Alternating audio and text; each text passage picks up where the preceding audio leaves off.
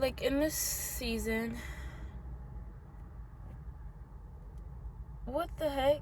Is that a squirrel or a chinchilla? What the heck? I don't even know. California be having different creatures. Yesterday I saw a skunk or a possum or something just in broad daylight. So, okay, focus. But this season has been a season of trying to trust in the Lord, but yet I'm still holding on to a piece of not surrendering and trusting in Him entirely. And so I was just kind of reflecting and going back and forth, like why I say I love the Lord, I say I trust God, but I don't really trust Him. There's a promise that I've held on to for so long, and because things didn't work out the way I envisioned, and two, because I am so focused on what the past experiences have been, it's just that still that little piece of me that wants to hold on and control and just not trust God fully. And so after the back and forth, and I'm like, Lord, why don't I trust you? And I came to the conclusion because I'm still trusting in myself. I'm still not believing that God can give me good even though He allows bad.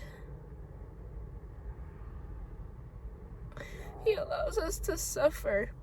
He just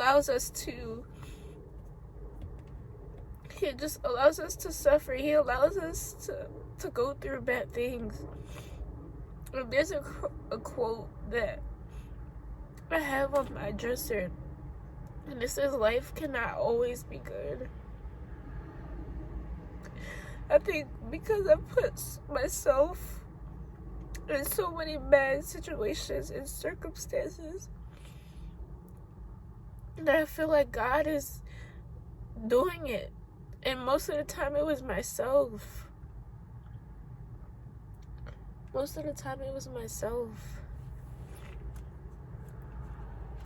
And when I opened the word today, it went straight to Job.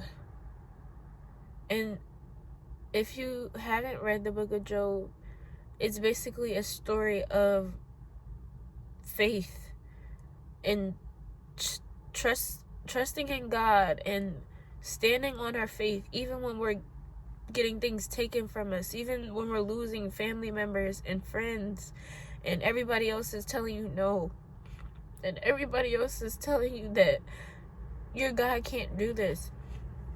And there's so many voices, there's so many things going and presented in front of you that it becomes a story of Job's faith and how he's tested and how he's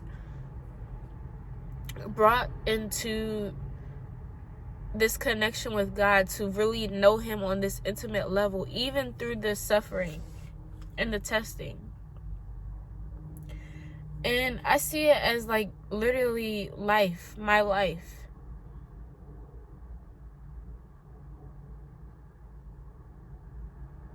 I'm sorry.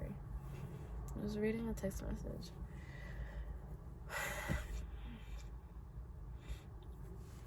All that to say, Job was tested and lost his family, lost people, lost possessions, lost so many things. And yet he was still holding on to God. But I think towards the end, when it became like so overwhelming and so overbearing, it became to the point where it was just like, wait, God, why are you allowing all this to happen?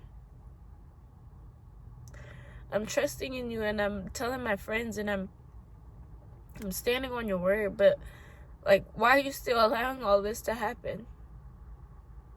And there's a part that God responds. I'm the creator. I'm the creator. I'm the one who created the ends of the earth and the universe. And who are you to say, just quoting verbatim, but it's somewhere in the Bible too.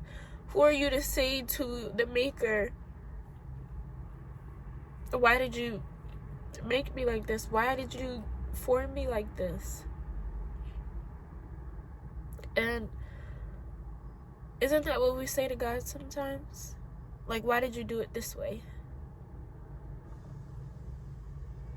Why did you allow that to happen?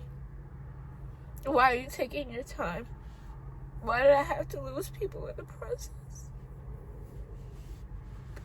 And we become indignant. We become very vocalized to God. Like, why are you doing this to God? Why do you get to do that? Why do you take away from us? Why do you...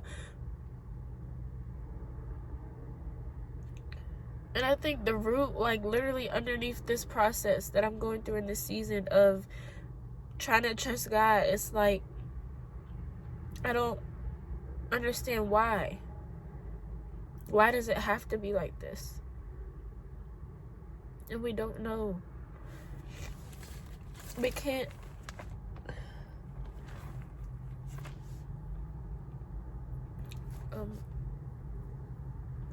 I don't have tissues, so whatever.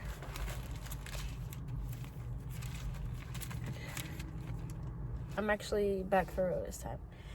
But it's Isaiah 45:9. The verse I'm referring to is like, how can us, the clay, say to the maker, why did you make me like this? Why did you do it like this? Blah, blah, blah. And it's Isaiah 45 verse 9. I'm reading from the KJV. If you don't like this version, or if it doesn't sit well, the Bible app has plenty other versions, but this is the one I have on hand. So Isaiah 45:9. Woe unto him that striveth with his maker. Let the potsherd strive with the potsherds of the earth. Shall the clay say to him that fashioneth it, what makest thou? Or thy work he hath no hands? Woe unto him that saith unto his father, what begettest thou? Or to the woman, what hast thou brought forth? Thus saith the Lord, the Holy One of Israel, and his Maker, ask me of things to come concerning my sons and concerning the work of my hands. I have made the earth and created man upon it. I, even my hands, have stretched out the heavens, and all the hosts have I commanded. And, like, just to wrap all this together, like, the season that we're in, we sometimes do not like. We don't like when it's hard. We don't like when it's not according to our plan. Even when God gives us promises and signs and things to come, just because it doesn't happen in our time does not mean that God is still not good. And for me, that's a hard thing to understand, because I don't like going through things that I don't like to go through. Like, I don't like pain. I don't like feeling sad. I don't like the things that make me feel uncomfortable or whatever. But that doesn't mean God is still not good. And I think a part of me is like angry, because I'm like, first, 1, it's not going my way. 2, it's very uncomfortable. 3, I keep questioning God as if his ways are not the ways. The way. And then I just want to end it with Psalms, that the steps of a man are ordered by the Lord. I don't know what. Yep. The steps of a good man are ordered by the Lord, and he delighteth in his way. God does not set our path for things that are going to be all the way easy all the time. He does not give us the easiest route all the time.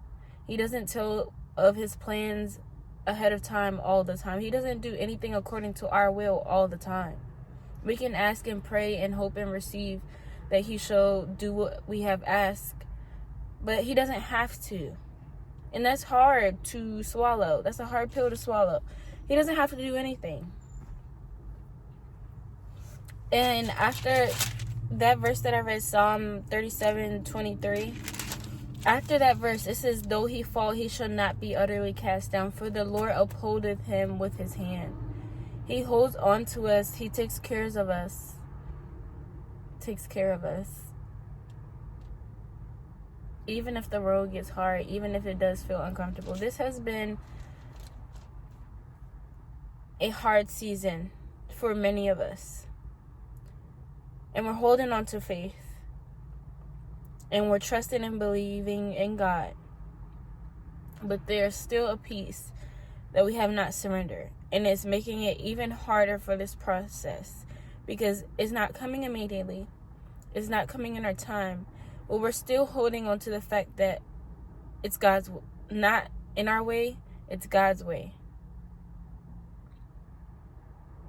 And the verse after that, because Psalm 37 is really good. I have been young and now am old, yet I have not seen the righteous forsaken, nor his seed begging bread. He is ever merciful, and he lendeth, and his seed is blessed. We are blessed. Even when we can't feel it, and even when we can't see it. And I literally am speaking off, like literally coming yesterday and just a couple minutes before I recorded this video. It was hard. And I was questioning God, and I was upset, and I was angry. And there may be pieces of me that still are, but it's a process. Though we fall, we shall not be cast down. And I don't know if it made sense. I'm just speaking and talking with the Spirit and letting it flow. Excuse me. Yeah, that's all I got.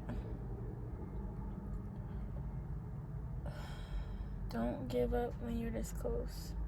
It's so easy. I wanted to give up because I'm like, it's not happening the way I want. Like, just do it. Just do it, God. Just do it. You say you're going to do it. You're showing me signs. Just do it. And the attitude, the anger, the frustration, not good. But all that to say, I'm done, y'all. This is it.